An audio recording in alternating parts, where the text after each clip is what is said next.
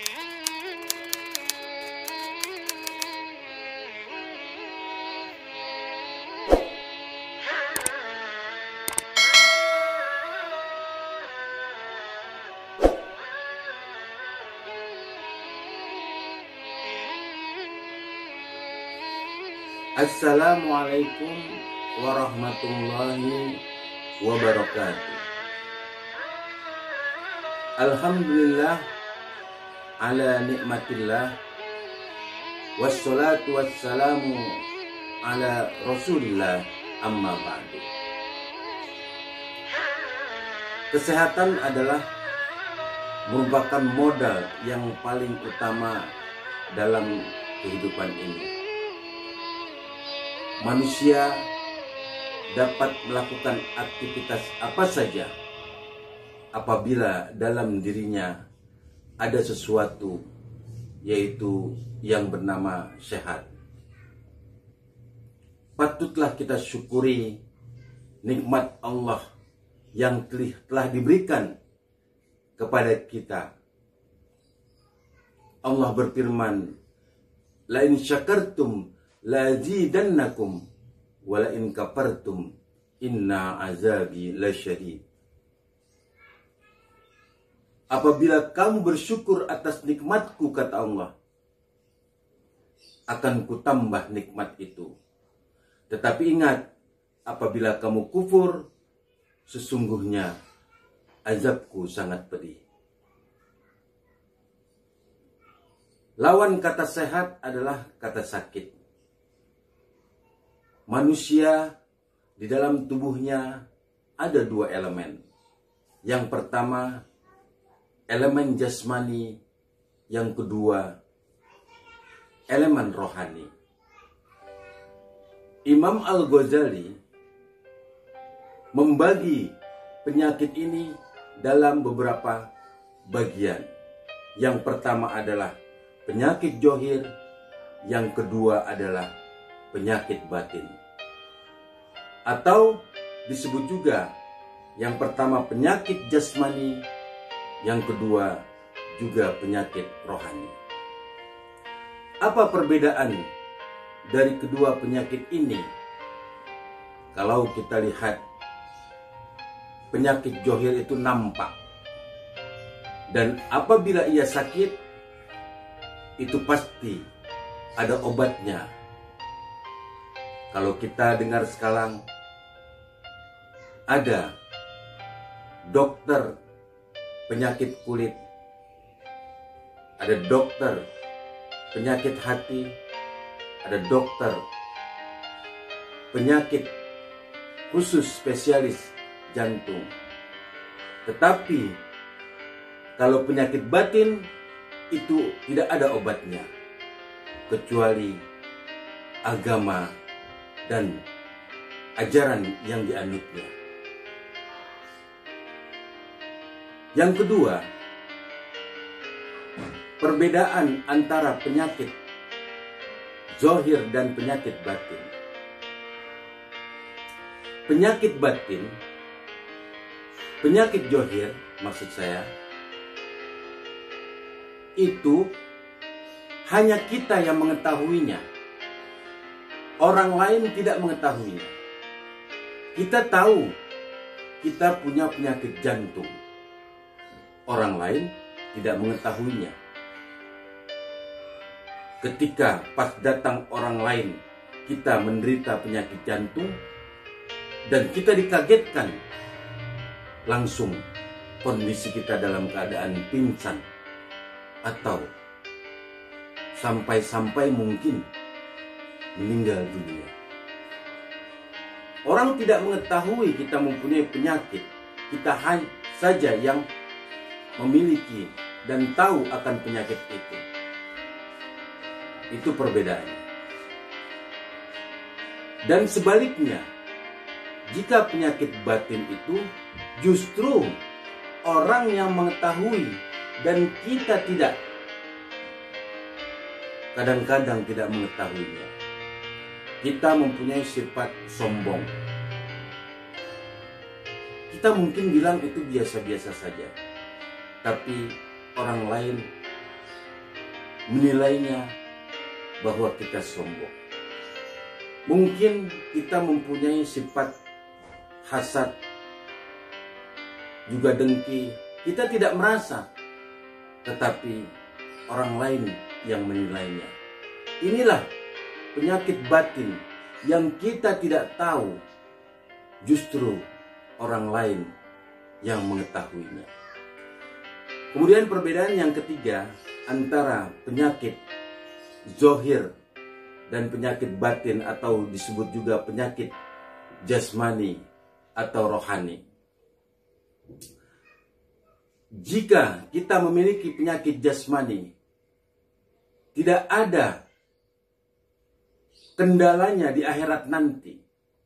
Mungkin kalau di dunia, manusia yang memiliki penyakit zohir atau jasmani itu hanya mati saja. Tetapi lain dengan orang yang memiliki penyakit batin. Dia bisa hancur di dunia dan juga celaka di akhirat. Tidak ada seseorang masuk neraka ditanya oleh penduduk neraka, "Kenapa masuk neraka?" "Saya punya penyakit tumor atau penyakit jantung." Tidak seperti itu. Tetapi penyakit batin, jika dimilikinya, dia akan hancur di dunia dan juga lebih menjadi sengsara di akhirat. Dikucilkan di dunia karena kebahilannya, karena keangkuhannya, karena dia memiliki sifat hasud. Maka di akhirat nanti dia pun akan memiliki tempat yang jelas, yaitu neraka jahanam. Untuk itu Rasulullah SAW memberikan solusi bagi kita, umat Islam, umat yang dimuliakan oleh Allah Subhanahu wa Ta'ala, apalagi di bulan yang mulia ini. Apa kata Nabi? Sumu tasihu. Berpuasalah kamu, insya Allah kamu dalam keadaan sehat. Berpuasalah kamu, insya Allah kamu sehat. Puasa ini adalah obat yang paling mujarab sekali untuk mengobati baik itu penyakit zohir atau penyakit jasmani, apalagi penyakit batin atau juga penyakit rohani. Dengan puasa, insya Allah jasmani kita akan merasa kuat. Dengan puasa, organ tubuh kita disuruh istirahat selama 24 jam. Sebagaimana di bulan-bulan yang lainnya, ya tidak henti-hentinya kita mengkonsumsi, tapi di bulan yang mulia ini kita disuruh untuk istirahat dengan makan dan minum yang sangat teratur. Insya Allah kondisi jasmani kita dengan kita melaksanakan puasa sehat walafiat. Begitu juga dengan penyakit rohani kita dikembangkan dengan puasa ini. Dengan puasa timbul rasa sabar kita, timbul rasa kasih sayang kita, timbul rasa ikhlas kita, timbul rasa kepedulian kita terhadap sesama. Inilah yang mungkin barangkali menjadikan solusi bagi kita di bulan Ramadan, yang memberikan pelajaran dan pendidikan bagi kita semuanya untuk menghapuskan, untuk membangkitkan girah atau semangat bagi kita untuk pendidikan, baik itu pendidikan jasmani dan juga pendidikan rohani. Allahumma ja'alna minas su'ada'i makbulin wala taj'alna minal asyiai mardudin. Kurang lebihnya mohon maaf. Wallahu muwaffiq ila aqwamit thoriq. Wassalamualaikum warahmatullahi wabarakatuh.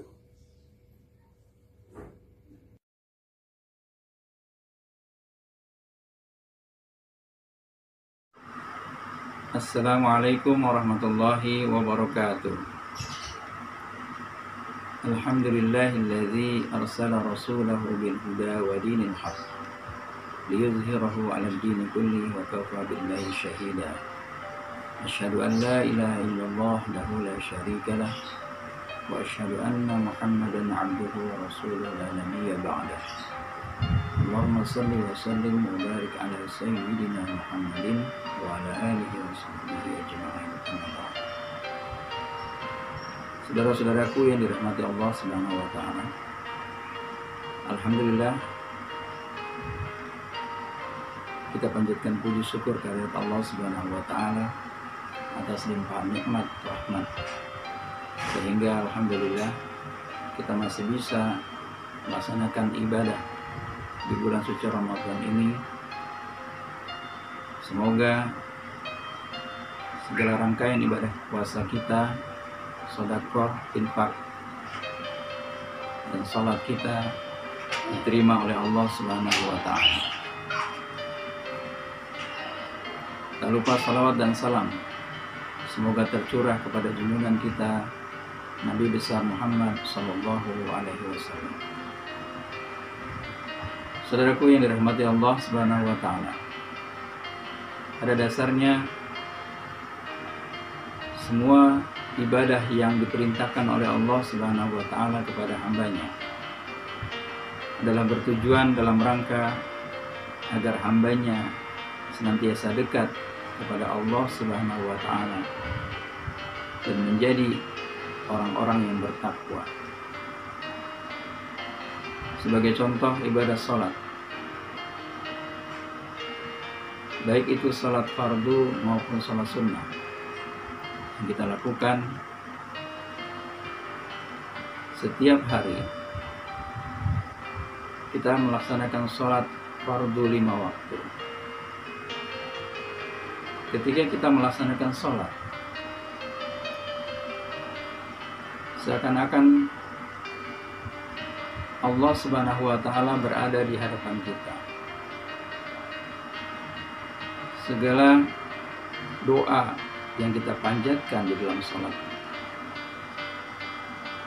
akan diijabah, dikabulkan oleh Allah Subhanahu wa taala. Allah Subhanahu wa taala berfirman,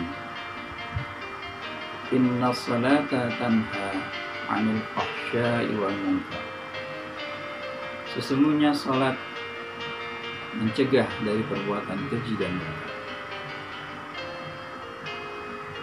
Maka ketika kita melaksanakan salat, maka insya Allah kita akan terhindar dari perbuatan keji dan perbuatan mungkar. Maka dengan demikian kita akan menjadi hamba-hamba Allah yang bertakwa di sisi Allah Subhanahu wa taala.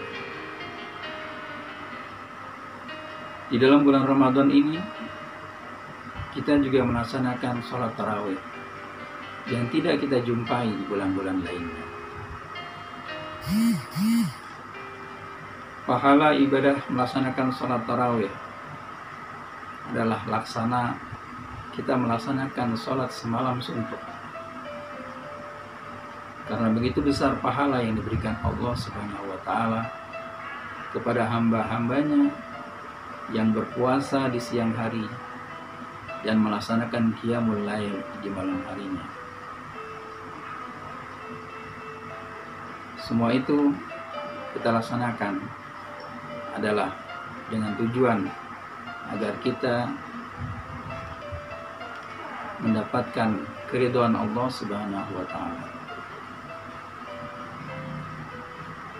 Contoh ibadah lainnya yaitu melaksanakan puasa. Ketika kita melaksanakan puasa, kita menahan diri dari segala hal yang membatalkan puasa. makanan, minuman yang pada dasarnya adalah halal kita makan. Namun sebelum azan maghrib tiba, kita tidak diperbolehkan untuk memakan dan meminumnya.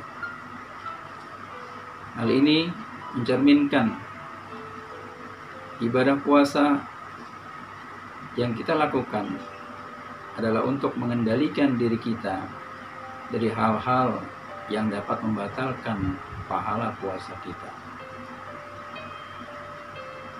Lebih daripada itu, kita juga harus memperhatikan akhlak dan perbuatan kita. Baik itu ketika kita berbicara, tidak boleh berbohong. Ketika kita berkomunikasi dengan orang lain, kita tidak boleh memfitnah, melakukan hasad dan ghibah. Karena itu semua dapat membatalkan pahala puasa kita. Maka umat muslim yang melaksanakan ibadah puasa selama sebulan lamanya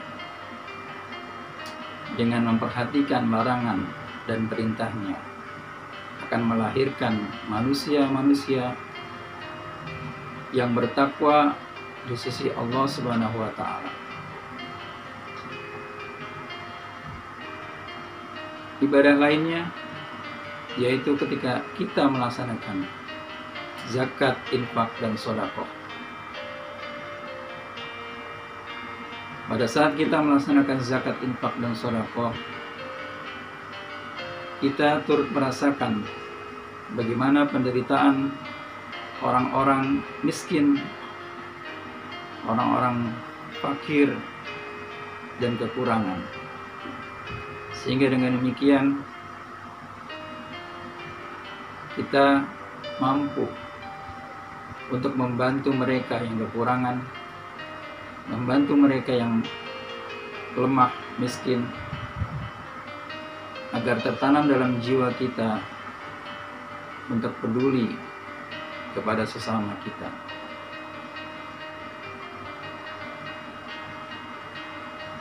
Zakat dan infak serta sedekah yang kita keluarkan juga dalam rangka membersihkan diri kita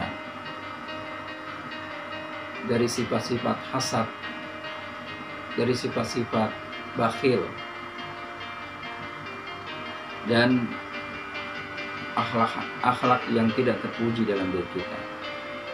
Sehingga mudah-mudahan setelah kita melaksanakan segala rangkaian ibadah tersebut akan membuat kita merasa dekat dengan Allah Subhanahu wa Ta'ala, sehingga dengan demikian kita insya Allah menjadi orang-orang yang bertakwa di sisi Allah Subhanahu wa Ta'ala.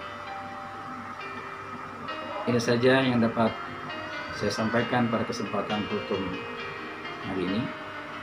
Mudah-mudahan bermanfaat buat diri saya pribadi dan juga untuk saudara-saudara sekalian. Akhirul kalam, wabillahi taufiq wal hidayah.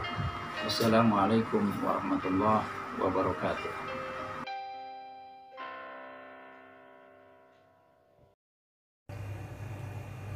Assalamualaikum warahmatullahi wabarakatuh. Innal hamdalillah nahmaduhu wa nasta'inuhu wa nasta'dihi wa na'udzu billahi min shururi anfusina wa min sayyiati a'malina. May yahdihillahu fala mudilla lahu wa may yudlilhu fala hadiya lahu. Asyhadu an la ilaha illallah wahdahu la syarika lahu wa asyhadu anna sayyidana wa maulana Muhammadan abduhu wa rasuluh la nabiyya wa la rasula ba'dah. Allahumma shalli wa sallim wa barik ala hadzal nabiyil karim sayyidina wa maulana Muhammadin wa ala alihi wa ashabihi wa man tabi'ahum bi ihsanin ila yaumiddin. Rabbi shrah lana sudurana wa yassir lana umurana واحلل عقدة من ألسنتنا يفقهوا قولنا وقالوا لا علم لنا إلا ما علمتنا إنك أنت العليم الحكيم. قال الله تعالى في كتابه الكريم: أعوذ بالله من الشيطان الرجيم وأقيموا الصلاة وآتوا الزكاة واركعوا مع الراكعين. صدق الله العظيم وصدق Rasulul Habibul Karim. Amma ba'du. Yang terhormat Kepala Stadion Amanah Bapak Tito Hadi Susanto SK dan Ibu Dr. Andes Lestari serta Bapak Riki Lesmana SPDI selaku Wakil Kepala Sekolah Stadion Amanah, para asatidz dan ustadzat di lingkungan Stadion Amanah. Mudah-mudahan kita semua dalam lindungan Allah Subhanahu wa Ta'ala. Alhamdulillahirabbil alamin. Pada kesempatan yang mulia ini Allah senantiasa berikan pada kita karunia-Nya. Allah berikan pada kita kesehatan, keafiatan. Allah berikan kita kesempatan sehingga kita dapat melaksanakan aktivitas sehari-hari dengan baik. Semoga amal ibadah kita di bulan suci Ramadan ini, baik ibadah yang wajib maupun yang sunnah, semuanya diterima oleh Allah Subhanahu wa Ta'ala. Salawat dan salam semoga senantiasa tercurahkan pada junjungan kita Nabi Muhammad Sallallahu Alaihi Wasallam. Semoga terlimpah pula kepada keluarga, sahabatnya, sekalian para pengikutnya, para tabi'in, para tabi'in. Mudah-mudahan kita termasuk tergolong umatnya yang istiqomah mengikuti sunnah-sunnahnya dan mengikuti ajaran-ajaran yang diajarkan oleh Nabi Muhammad SAW, dengan harapan mudah-mudahan di akhirat kita berhak mendapatkan syafaatul ummah. Amin amin ya rabbal alamin. Kaum muslimin rahimani wa rahimakumullah. Pada kesempatan yang baik ini, mari kita bersama bermurojaah tentang zakat. Zakat memiliki arti suci, tumbuh atau berkembang. Dalam arti istilah, zakat merupakan sebuah atau sebagian harta yang dikeluarkan oleh orang kaya yang akan diberikan kepada orang miskin dengan ketentuan tertentu. Dalam Al-Quran Allah Ta'ala berfirman, A'udzubillahi minasyaitonir rajim, wa aqimus sholata wa atuz zakata warka'u ma'ar raki'in, yang artinya kurang lebih Allahu a'lam bimuradi, dirikanlah sholat, tunaikanlah zakat, dan berukuklah bersama orang-orang yang melaksanakan rukuk. Surat Al-Baqarah ayat 43. Allah perintahkan kita melaksanakan sholat karena sholat merupakan seutama-utamanya ibadah badaniyah atau ibadah yang kita laksanakan dengan badan kita laksanakan dengan khusyuk, karena dalam sehari semalam kita diperintahkan sebanyak 5 kali atau 5 waktu, yaitu subuh, zuhur, asar, maghrib, dan isya. Setelah kita melaksanakan sholat, Allah perintahkan kita melaksanakan zakat karena zakat merupakan utama-utamanya ibadah maliyah atau ibadah dalam bentuk harta benda. Dalam zakat ada beberapa hikmah, di antaranya yaitu menghilangkan kesenjangan sosial antara si kaya dengan si miskin.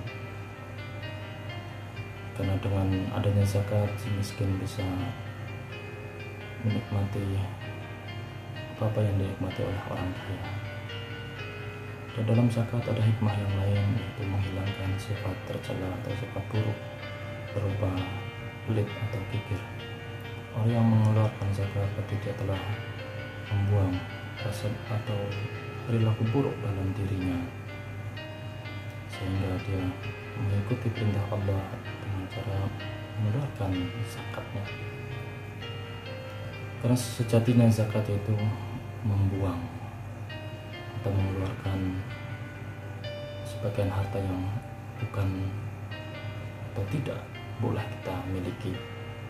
Ada di harta kita namun itu milik fakir miskin atau golongan yang berhak menerimanya. Alangkah baiknya kita segera melaksanakan atau menunaikan zakat di bulan Ramadan ini.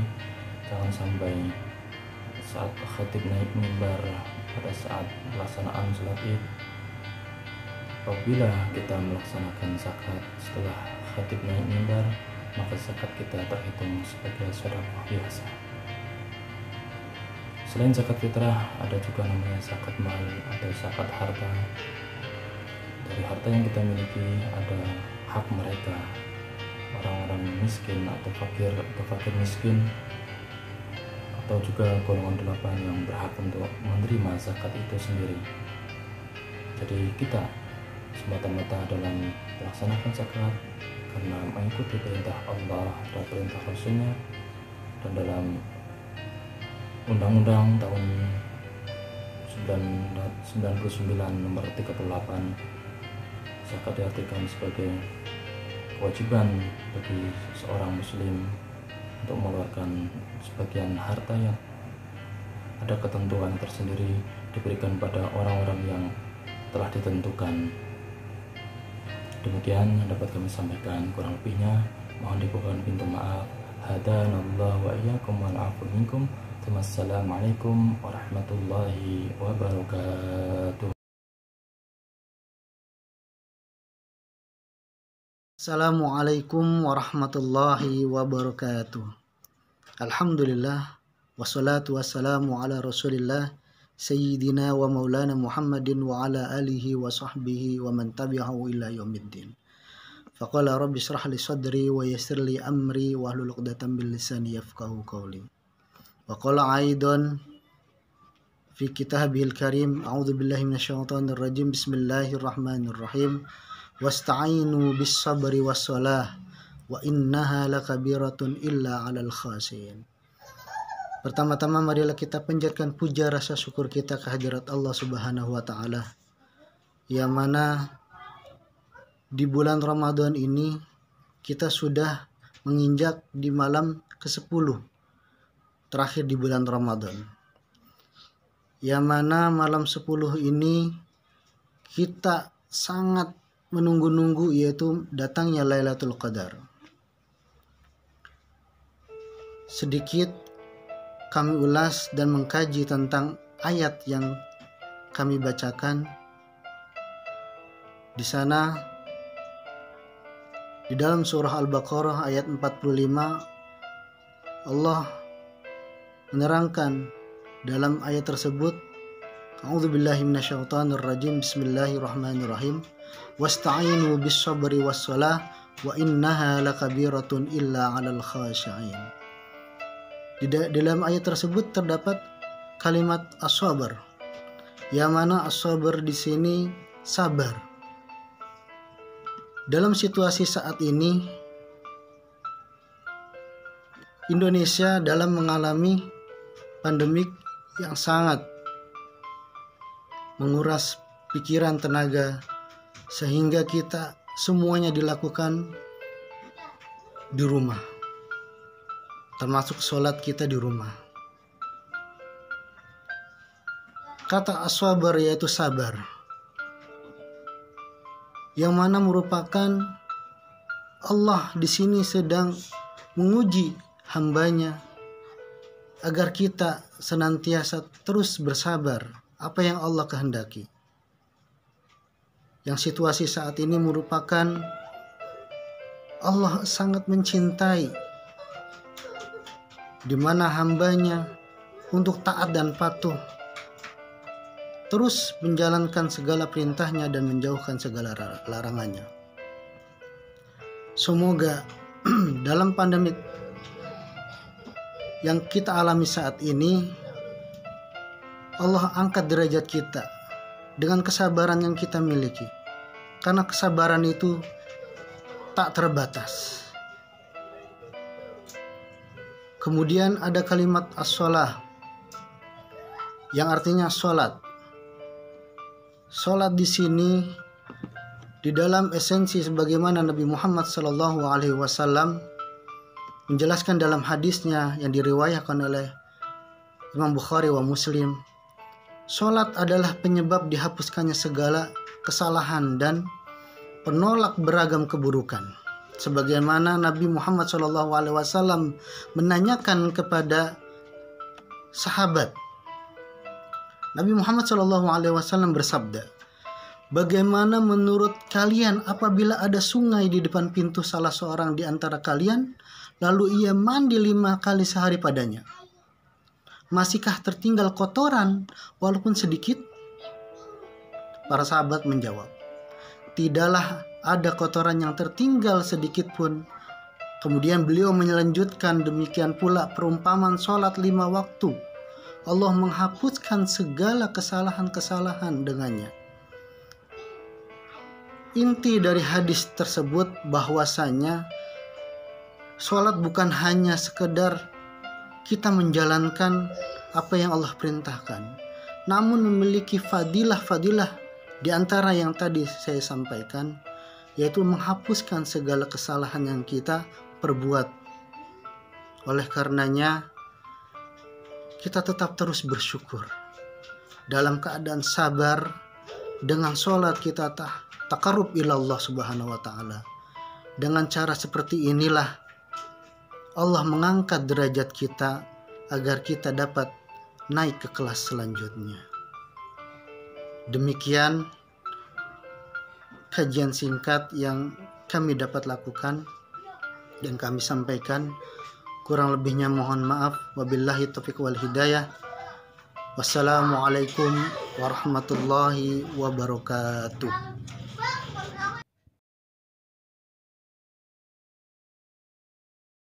Bismillahirrahmanirrahim. Assalamualaikum warahmatullahi wabarakatuh. Alhamdulillahi rabbil alamin, wa bihi nasta'inu ala umurid dunya waddin. Allahumma shalli wa sallim wa barik ala sayyidina Muhammadin wa ala alihi wa ashabihi ajma'in, amma ba'd. Sebagai seorang mukmin, kita dituntut untuk selalu beribadah kepada Allah Subhanahu wa ta'ala. Nah, berbicara tentang amal soleh, tentunya semua amal soleh dicintai oleh Allah Subhanahu wa ta'ala. Namun dalam sebuah hadis yang diriwayatkan oleh Imam Bukhari, bahwasannya sahabat Nabi Abdullah bin Mas'ud pernah berbicara dan bertanya kepada Rasulullah Shallallahu Alaihi Wasallam. Apa pertanyaannya? Ayyul amali ahabbu ilallah? Amal apa yang paling dicintai oleh Allah? Lalu Nabi menjawab, karena di hadapan Nabi adalah Abdullah bin Mas'ud ini adalah simbol dari ketakwaan. Jawaban Nabi yang pertama adalah as-salatu ala waqtiha, sholat pada waktunya. Bahkan dalam sebuah hadis, afdolnya sholat adalah di awal waktu. Nah, esensi dari as-sholatu ala waqtiha ini adalah kita dituntut untuk menjaga sholat kita. Kita dituntut untuk mendirikan sholat, bukan hanya sekedar melaksanakannya. Karena apa? Karena sholat itu adalah rukun Islam. Karena sholat itu adalah tiang agama. As-sholatu imaduddin, faman aqamaha faqad aqamaddin. Sholat itu tiang agama. Barang siapa yang mendirikannya maka agama akan berdiri tegak. Faman hadamaha faqad hadamaddin. Barang siapa yang meninggalkannya maka agama akan hancur. Begitulah pentingnya sholat. Kemudian sahabat Nabi bertanya kembali, "Ma ayu ya Rasulullah?" Kemudian apalagi ya Rasulullah amalan yang paling dicintai oleh Allah? Rasulullah menjawab, birrul walidain. Nah, berbakti kepada kedua orang tua ini sangat banyak sekali contohnya. Dalam banyak ayat dan banyak hadis. Bahkan dalam ayat, salah satu ayat, berbakti kepada kedua orang tua itu disandingkan dengan larangan untuk berbuat syirik. Fa'budullaha wa la tusyriku bihi syai'an wa bil walidaini ihsana. Menyembahlah kepada Allah dan janganlah engkau berbuat syirik. Dan kepada kedua orang tua kita harus berbakti. Kemudian dalam sebuah hadis yang lain dinyatakan bahwa ada sahabat Rasulullah SAW datang kepada Rasul lalu meminta izin untuk berjihad. Lalu apa yang Nabi katakan? Beliau bertanya, "Apakah engkau masih mempunyai orang tua?" Sahabat itu menjawab dengan, "Iya ya Rasulullah." Apa yang Nabi bilang kepada sahabat itu? Kembali kepadanya, datang kepada kedua orang tua kamu, berbaktilah kepadanya, maka itu lebih baik daripada jihad di jalan Allah. Subhanallah, Masya Allah. Kita masih punya orang tua, berbaktilah kepada kedua orang tua. Kemudian Abdullah bin Mas'ud bertanya kembali untuk yang ketiga kali, "Tsumma ayyu ya Rasulullah?" Kemudian apalagi ya Rasul? Rasulullah menjawab dengan al-jihadu fi sabilillah. Jihad di jalan Allah. Nah, jihad di jalan Allah ini banyak caranya. Nah, menurut beberapa ulama, thalabul ilmi, menuntut ilmu juga merupakan jihad di jalan Allah. Sebagaimana kita tahu, thalabul ilmi faridatun ala kulli muslimin wa muslimat, bahwa menuntut ilmu adalah kewajiban dari semua orang muslim dan muslimat. Sampai sini saja kultum yang bisa saya sampaikan. Mudah-mudahan ada manfaatnya bagi kita. Billahi taufik wal hidayah. Assalamualaikum warahmatullahi wabarakatuh.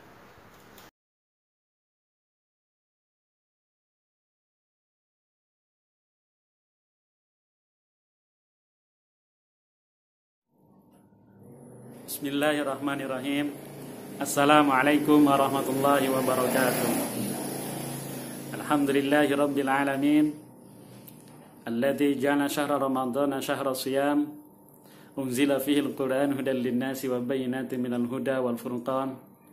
Asyhadu an la ilaha illallah wahdahu la syarika lah, wa asyhadu anna sayyidana Muhammadan abduhu wa rasuluhu la nabiyya ba'da.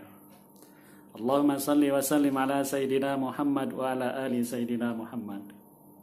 Amma ba'd. Pertama-tama marilah kita panjatkan puja dan puji syukur kita kehadirat Allah Subhanahu wa taala yang telah mencurahkan, melimpahkan, yang tidak pernah terputus curahan rahmat dan hidayah serta nikmatnya. Sehingga dengan nikmat-nikmat tersebut kita dapat menjalankan aktivitas kita sehari-hari.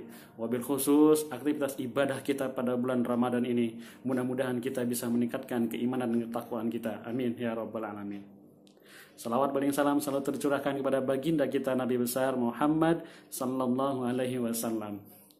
Kepada keluarganya, kepada sahabatnya. Mudah-mudahan kita termasuk golongan umatnya yang senantiasa istiqomah menjalankan ajaran dan sunnahnya. Dan kita mendapatkan syafaat utama pada hari kiamat nanti. Amin ya rabbal alamin. Allah Subhanahu wa taala berfirman dalam Al-Qur'an, A'udzu billahi minasyaitonir rajim. Bismillahirrahmanirrahim. Inna anzalnahu fi lailatul qadr. Wa ma adraka ma lailatul qadr. Lailatul qadri khairum min alfi syahr. Tanazzalul malaikatu waruhu fiha bi'izni rabbihim min kulli amr. Salamun hiya hatta matla'il fajr. Di dalam surah ini dijelaskan bahwa pada bulan Ramadan ada satu malam yang sangat istimewa, yang memiliki kemuliaan yang tiada bandingnya, yaitu kita kenal dengan Lailatul Qadar.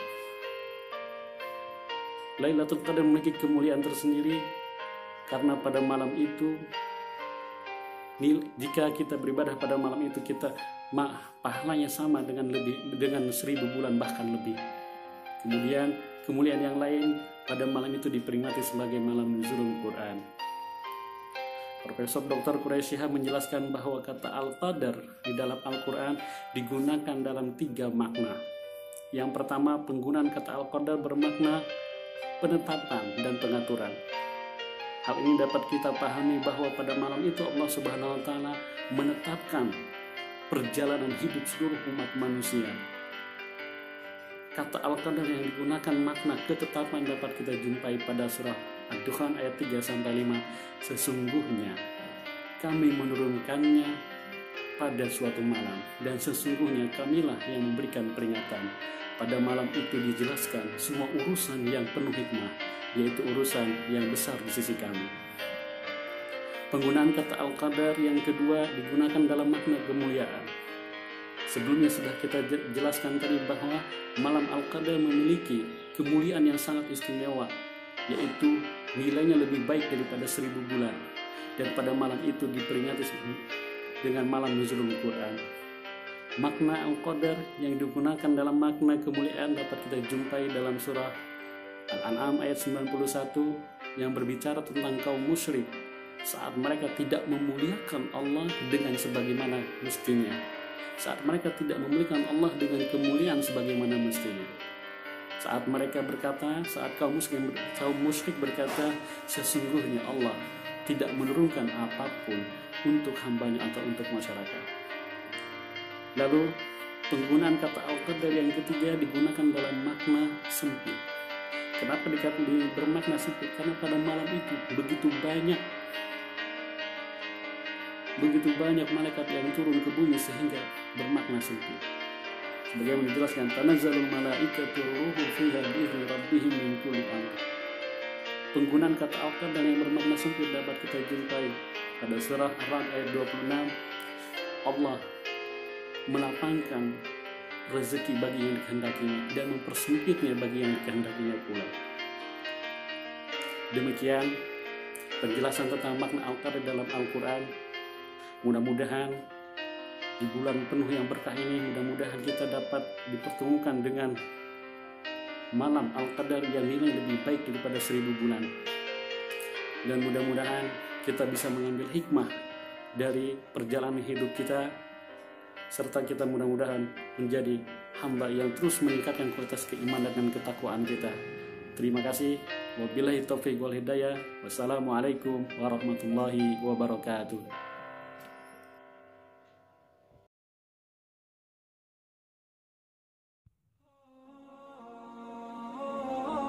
Ada hikmah di balik wabah. Mungkin Ramadan kemarin kita disibukkan dengan pekerjaan, fokus kita dibuyarkan dengan pusat perbelanjaan. Hening sujud dalam sajadah pun berlalu kita lupakan, sampai mushaf Al-Quran hanyalah pajangan. Kita terbuai saudara, sehingga kita lupa dengan tujuan Ramadan. Tapi tahun ini Allah hadirkan nuansa yang berbeda, dengan berkumpulnya bersama keluarga. Maka kata Nabi, iltamisu hafil ashril awakhir. Carilah Lailatul Qadar di 10 malam terakhir. Bangunkan istri, anak, serta keluargamu. Kencangkan ikat pinggang dan hamparkan sajadah dalam menggapai Al-Qadar yang lebih baik dari 1000 bulan. Masya Allah. Mari saudara, kalau Allah hidupkan kita sampai tahun ini, belum juga kita serius untuk menggapainya, harus butuh berapa Ramadan lagi untuk menyadarkan kita bahwa ini begitu luar biasa.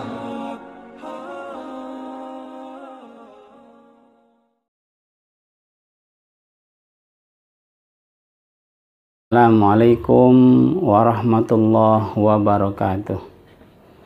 Alhamdulillah. Alhamdulillahilladzi hadana lihada wa ma kunna linahtadiya laula an hadanallah. Asyhadu an la ilaha illallah wahdahu la syarikalah wa asyhadu anna Muhammadan abduhu wa rasuluhu la nabiyya ba'dah. Salawatu rabbi wa salamuh asallahu ayyuballighahuma ila nabiyil karim habibina wa syafi'ina wa maulana Muhammadin sallallahu alaihi wasallam wa ala alihi wa sahbihi ajma'in, amma ba'd. Faqala rabbi shrah li sadri wa yassir li amri wa hlul 'uqdatam min lisani yafqahu qawli. Al-ayah. Ayyuhas shaimin was shaimat rahimakumullah.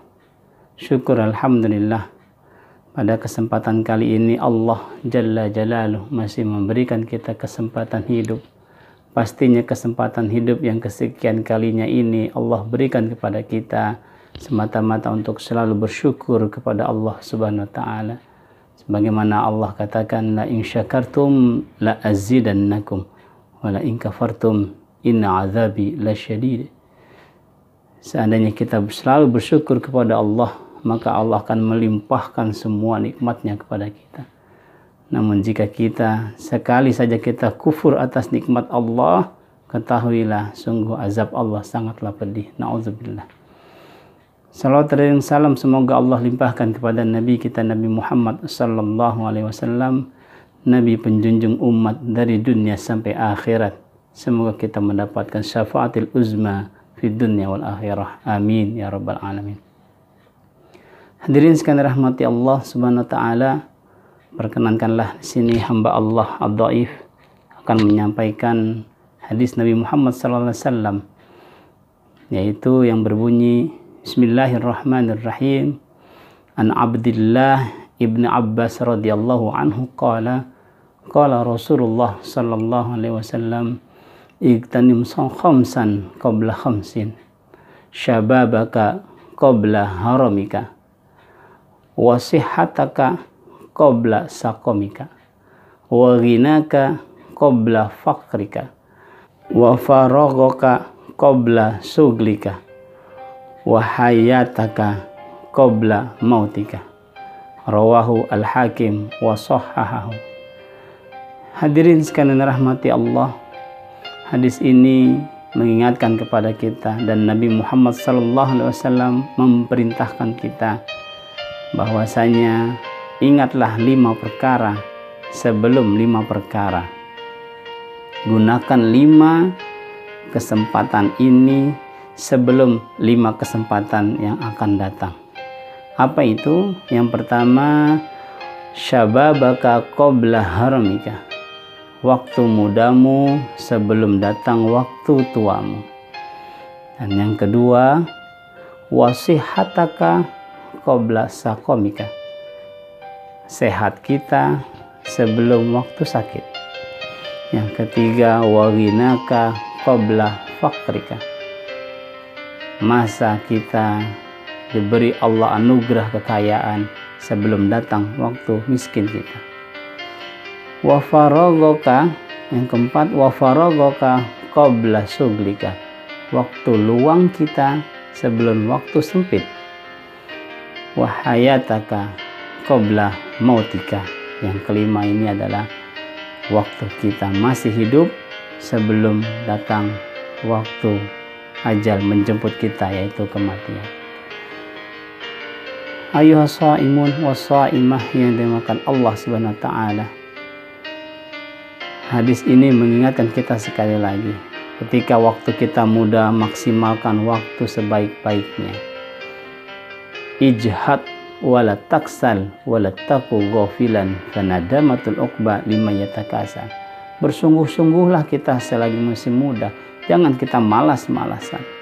Bersungguh-sungguhlah beribadah, bersungguh-sungguhlah bekerja, bersungguh-sungguhlah dalam segala hal, maka kita pasti akan mendapatkan nikmatnya itu nanti di kala tua.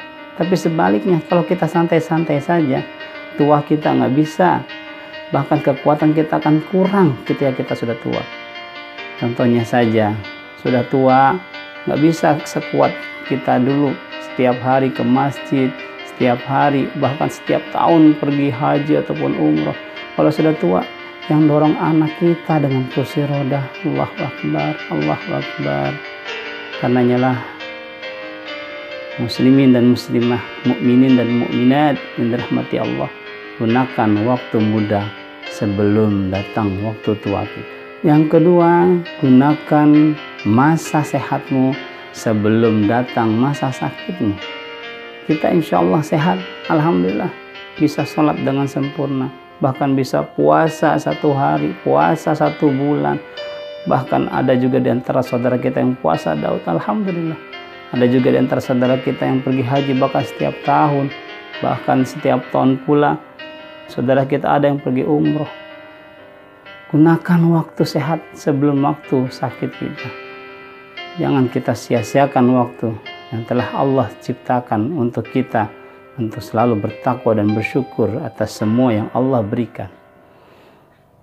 Selanjutnya, gunakan waktu kita masih diberi kemampuan Allah, kelebihan harta, sebelum kita tidak punya harta sama sekali atau sebelum kita jatuh miskin.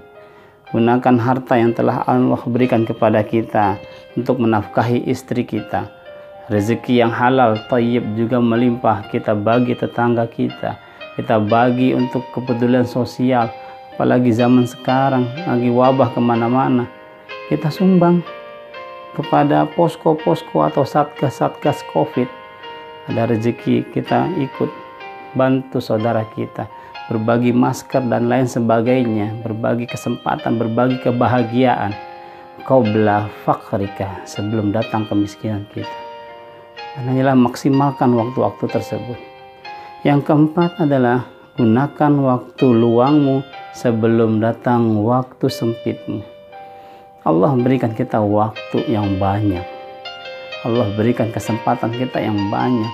Maksimalkan waktu-waktu tersebut. Karena kalau sudah kita tersempit, bahkan gak ada waktu lagi untuk apa-apa, kita nggak bisa ngapa-ngapain.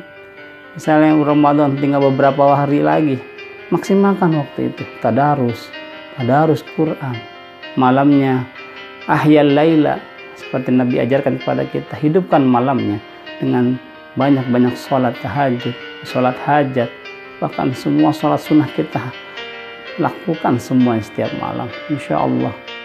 Minal laili fatahajjad bihi nafilatan lak asa yab'atsaka rabbuka maqaman mahmuda.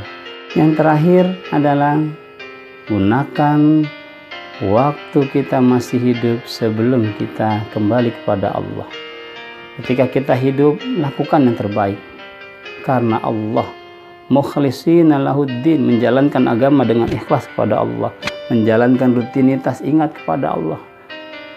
Semuanya kembalikan kepada Allah, maka nanti kita akan kembali kepada Allah. Inna lillahi wa inna ilaihi rajiun. Kita berbuat baik, man yazra yahsud, siapa yang menanam pasti akan menghasilkan.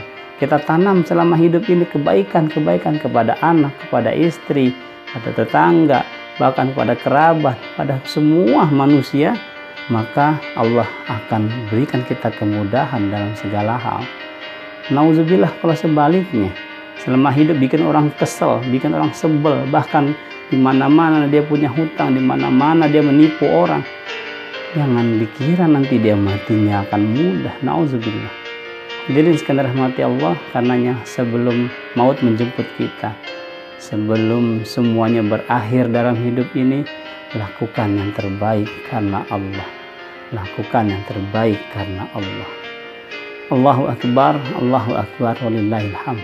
Cukup sekian kultum yang disampaikan. Al-haqqu mir rabbik. Sungguh kebenaran hanyalah milik Allah. Kita hanya saling mengingatkan sama muslim. Semoga di Ramadan ini maupun Ramadan yang akan datang kita akan meraih Lailatul Qadar. Insya Allah dengan memanfaatkan 5 waktu tersebut sebelum waktu yang 5 ini datang. Demikian, billahi al-hidayah wa taufiq. Assalamualaikum warahmatullahi wabarakatuh.